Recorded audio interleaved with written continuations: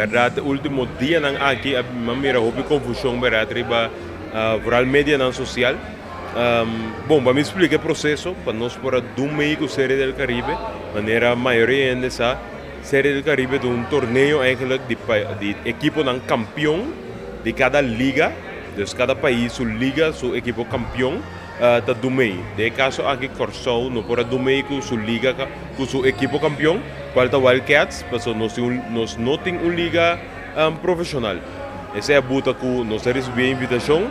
Para a exigência estava que nós recebemos uma seleção que consiste de maioria uma dona cursi da profissional. E Série del Caribe mês saca vários comunicados de prensa indicando na tour prensa que o Corsou do meio com uma seleção e não com o equipo campeão. Pero me queria trocar de emoção e de preparação para a Série del Caribe.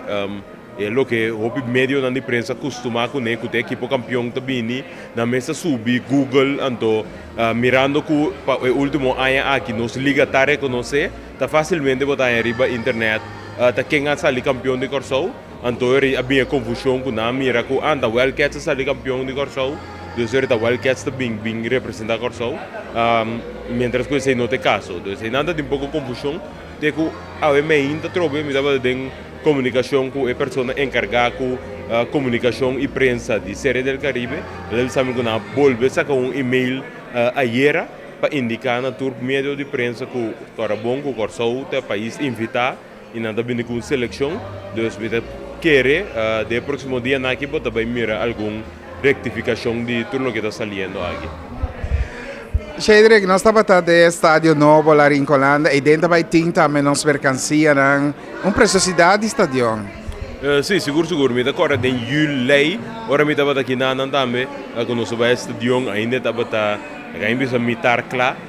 Então, por ter vários comentários de não estava de não estava wow, tá quase impossível para em 6 lunas não por ter estádio claro para mirando e magnitude do estádio. Pero agora eu não sabia passar nada de querer tornar por mim também com esse estadião da Clá. Esse estadião da Clá estadião super bonita, 40 e pico milhões de baidenge, turcosta Clá.